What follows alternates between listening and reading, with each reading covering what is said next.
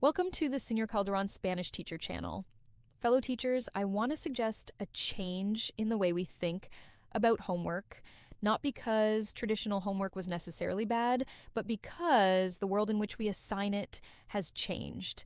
Generative AI has made it possible for students to produce essays, translations, vocabulary exercises, dialogues, summaries, and even sophisticated Spanish compositions with a few prompts. That means we have to ask ourselves a more important question than, how do I stop students from using AI? The better question is, well, what kind of evidence can I collect that shows my students can actually use Spanish?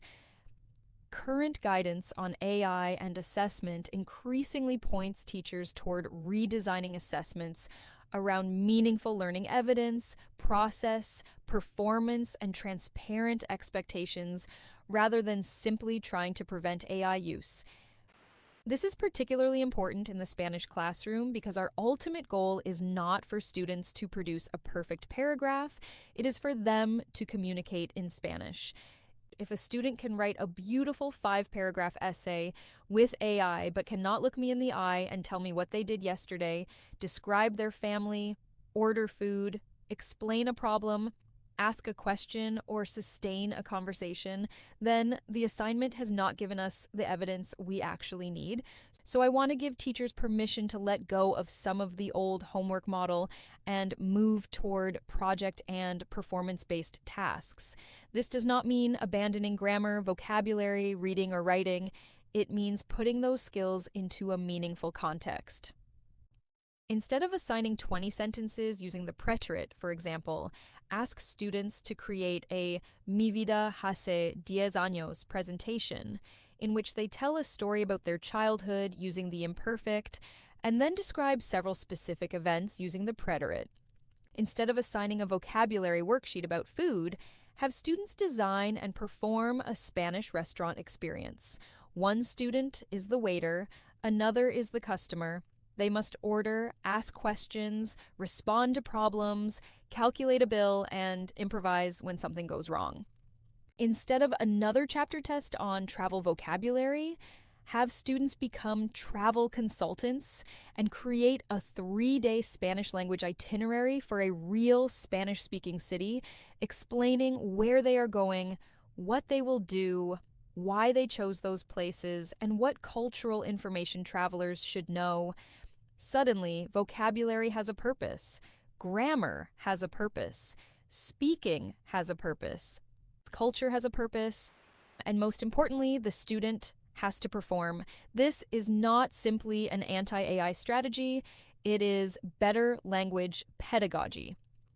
Research on generative AI and task-based language teaching is finding positive possibilities for language learning when AI is integrated thoughtfully, while also emphasizing the importance of task design, student AI literacy, planning, and teacher assessment. Think about what happens when a student has to stand in front of you and speak Spanish for 2 or 3 minutes. AI cannot give the performance for them. The student has to retrieve vocabulary, construct sentences, listen, react, pronounce words, manage anxiety, and communicate meaning. And suddenly you, the teacher, are seeing something much more valuable than a homework paper. You are seeing language proficiency in action. This also gives us a wonderful opportunity to make Spanish more authentic. Ask students to conduct a family history interview in Spanish or bilingual format. Have them create a mini documentary about a cultural tradition. Let them research a Spanish-speaking artist, musician, athlete, writer, historical figure, or community, and then present their findings in Spanish. Have them record a podcast episode, create a tourist video, perform a skit, simulate a job interview, create a Spanish language public service announcement, or prepare a cultural presentation for an imaginary audience. These projects can still require very specific grammatical targets. A beginning student might need to use the present tense and basic descriptive vocabulary. An intermediate student might have to use the preterite and imperfect, An advanced student might have to incorporate the subjunctive conditional structures, narration, persuasion, and cultural comparison. The project changes, but the language objectives remain rigorous. We should also stop thinking that allowing some AI automatically means lowering standards. In fact, we can raise the standards. California's current K-12 AI guidance emphasizes human-centered AI, AI literacy, equitable access, academic integrity, and thoughtful integration rather than simply treating AI as something that must be banned. A useful model is to establish different levels of AI use depending on the task. Some performances can be no AI, students demonstrate what they personally know.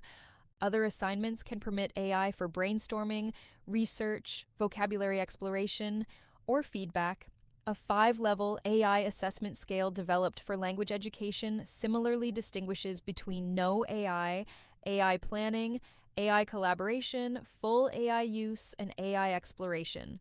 The important thing is that we tell students clearly what is permitted and what is not. For example, we might say, you may use AI to brainstorm ideas, but the Spanish you present must be your own.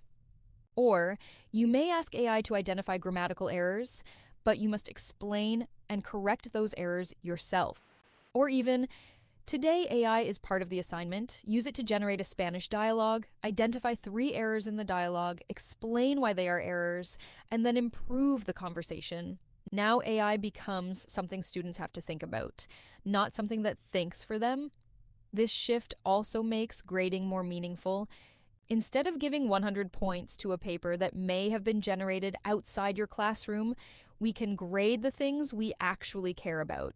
Comprehensibility, vocabulary, grammar, pronunciation, interaction, cultural understanding, preparation, creativity, and the ability to respond spontaneously. We can evaluate the process as well as the final product. Ask students to submit their planning notes, vocabulary list, first draft, reflection, and final performance. If AI was used, ask them to document how. This creates accountability, while also teaching digital literacy. And there is something else I want teachers to remember. You do not have to redesign your entire course overnight. Start with one assignment. Take one traditional homework task and ask yourself, could I turn this into something students have to demonstrate? 20 vocabulary sentences become a conversation, a grammar worksheet becomes a story, a chapter essay becomes a presentation, a translation exercise becomes a comparison between a student's translation and an AI translation, followed by an explanation of which version communicates the meaning better and why. A reading comprehension assignment becomes a student-led discussion. Little by little, the classroom changes. And perhaps most importantly, the teacher's role becomes even more valuable. We are no longer simply collecting papers and trying to determine whether the words came from the student or from an AI system. We become coaches, observers, designers, listeners, and evaluators of real communication. Recent scholarship on AI-supported language teaching argues that generative AI does not eliminate the need for teachers. Instead, it makes the teacher's interpretive, relational, ethical, and pedagogical role even more important. So, teachers, I want you to feel comfortable making this transition. You are not giving up rigor. You are not giving up grammar. You are not giving up accountability. You are moving the evidence of learning closer to the actual goal of language education. Spanish is a living language. Students should use it to communicate, negotiate meaning, tell stories, solve problems, interview people, present ideas, interpret culture, and connect with other human beings. AI can generate Spanish, but our students need to learn how to live through the language. So let us move from asking, did the student complete the homework? To asking, can the student actually do something meaningful in Spanish? And that is the question that matters. And in the age of AI, performance-based learning gives us a much better way to answer it.